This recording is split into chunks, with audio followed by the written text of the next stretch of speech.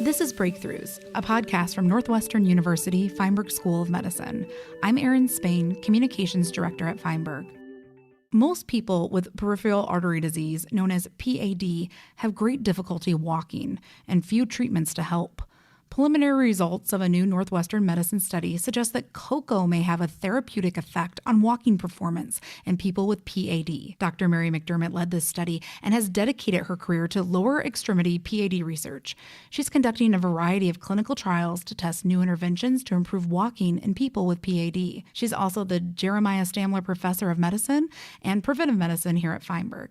Thank you so much for joining me today. It's a pleasure to be here. Thank you for having me. Well, before we get into this finding about cocoa and chocolate, tell me a little bit about PAD and why you were drawn to studying this disease. So peripheral artery disease is a very important condition because it actually affects 10 to 15% of people age 65 and older. So peripheral artery disease consists of atherosclerotic blockages of the arteries supplying the legs. The blockages in leg arteries prevent oxygen delivery to the leg muscles when people try to walk. Just walking across the street, that type of thing can be difficult? Yes, typically walking 1 or 2 blocks is difficult and people will have to stop because of debilitating pain or weakness or tightness in the legs after just 1 or 2 blocks. So what therapies right now are there for these folks? What exists? Unfortunately, there are not many medical therapies. There are only 2 FDA-approved medications, of which one is considered no better than a placebo pill.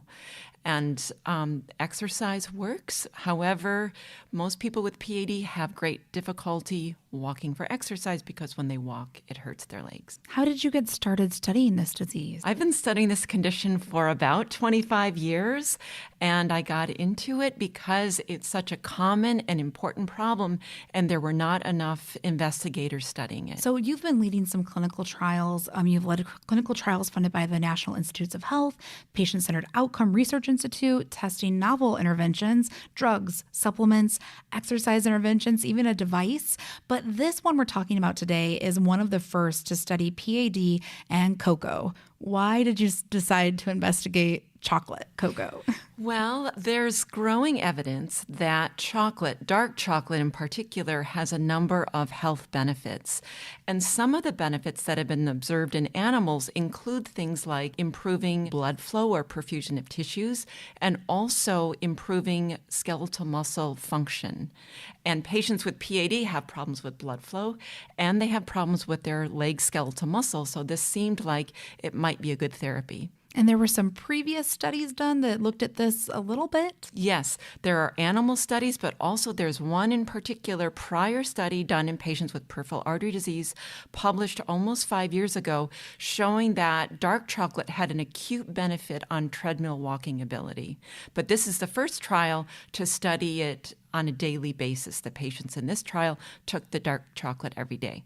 Yeah, tell me a little bit more about dark chocolate specifically. What is it inside of dark chocolate that makes it such an interesting food to study? Dark chocolate or cocoa comes from the cocoa plant, and that plant contains something called flavanols, which is a nutrient that is in dark chocolate, and it has these beneficial properties that I mentioned of improving blood flow and helping skeletal muscle. So you hypothesized that cocoa could improve a 6-minute walk distance. Now, how did you choose 6 minutes when you're setting this up? Sure. So the 6-minute walk test is a well-accepted, well-validated measure of walking endurance. And we studied it because patients with PAD in particular have difficulty walking, and it's a measure of walking endurance. So it measures exactly the problem that they have, walking long distances. Okay, so again, this is a clinical trial, but it's a pilot and further research is going to be needed. But let's talk about these preliminary results because they're pretty exciting. They're published in Circulation Research. Tell me about the trial and what did you find? So we randomized 44 people with peripheral artery disease to either the cocoa beverage. We asked them to drink 3 cups of hot chocolate a day. It was a dark chocolate, or a placebo, which had an identical appearing beverage that was also drank 3 times a day. And the only difference between the two drinks was that one contained the dark chocolate with the flavanols that I mentioned, and the other did not. So the participants did this for 6 months, and we measured 6-minute walk at baseline and follow-up. We did muscle biopsies to look at their muscle. We measured blood flow as well. And what did you find? So at 6-month follow-up, we found that the participants who had been drinking the dark chocolate for 6 months had significantly greater improvement in their 6-minute walk distance compared to the group that was taking the placebo. Also interesting is that this calf skeletal muscle biopsies showed greater improvement in those who took the dark chocolate versus the placebo. Specifically, we saw an improvement in overall muscle health.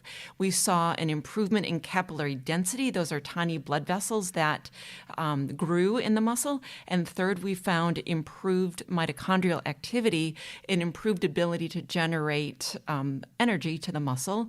And finally, we also saw improved perfusion measured by MRI. What does the biopsy, the calf muscle biopsy, what's that process like? What we do is we numb the leg area with some lidocaine, and then a small incision is made and about 200 milligrams of the calf skeletal muscle is removed. Absorbable sutures are placed, and the patient usually has difficulty and pain walking for the next 24 hours, but we see them back a week later and the scar heals nicely and they're feeling back to normal. And it's just such a valuable resource. We've done more than 600 of these muscle biopsies, and we've been able to learn a lot about the effects of peripheral artery disease on calf skeletal muscle. So tell me the visualization that you see then when you're looking at the mitochondrial activity in this muscle, or you're looking at this under a microscope.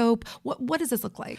Well, some of my collaborators are able to make beautiful images of the muscle, and you see these elongated muscle fibers with peripheral nuclei, which would be characteristic of a healthy muscle. But in patients with PAD, you tend to see more fibrosis, which is scar tissue. And interestingly, you can see an attempt to compensate for the lack of blood flow with some additional blood vessels, kind of like collateral blood vessel growth. So it's pretty easy to detect which are the PAD people when you're looking at these biopsies. Their muscle is definitely damaged, but what's been surprising to us is it's very heterogeneous, so that there's not been one prototype that you always see in patients with PAD, but their muscle is generally not healthy. You mentioned you used a cocoa beverage. What did this taste like? Is it something that you can go buy at the store?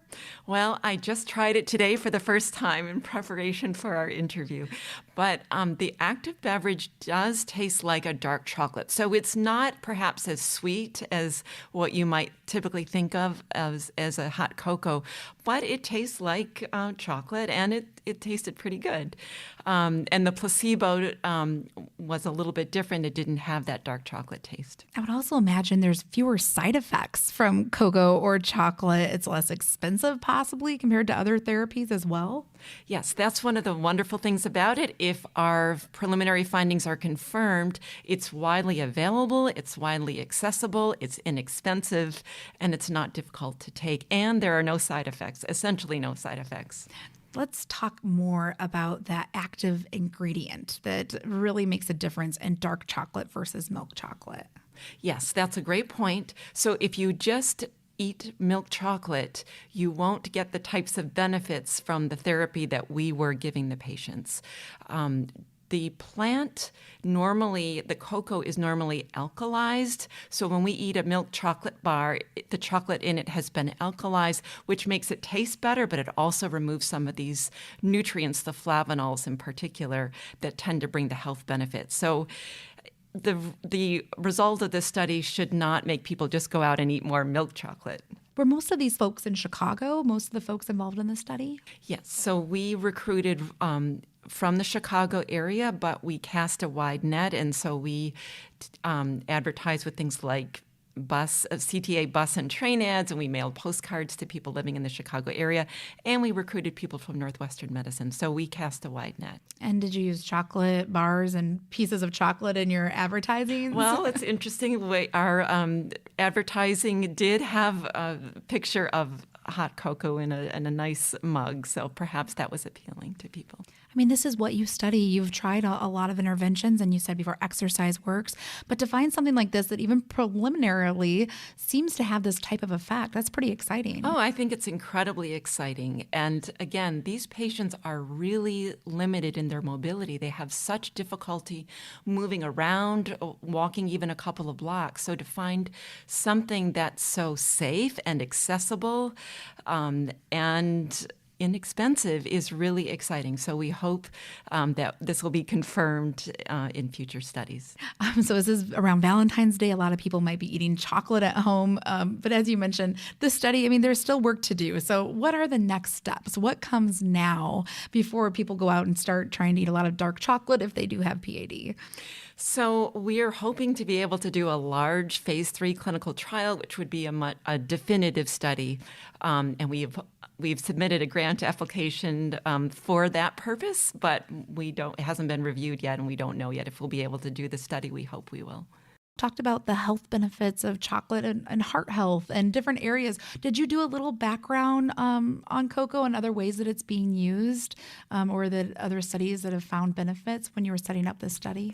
Well, there's another large study ongoing to see whether cocoa flavanols can prevent cardiovascular events. We won't have the results of that for another couple of years. But there was another study published just in the last year of older people without peripheral artery disease that also showed the 6-minute walk significantly improved in the older people who took the dark chocolate versus placebo.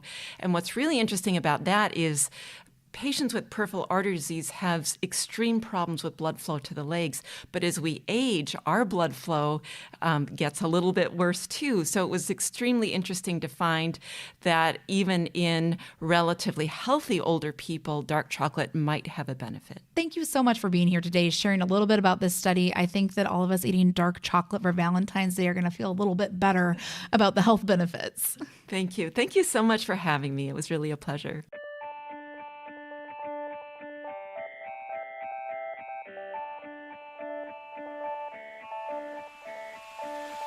Did you know episodes of Breakthroughs are accredited for CME, Continuing Medical Education for Medical Professionals? Go to our website, feinberg.northwestern.edu, and search CME to claim your credit.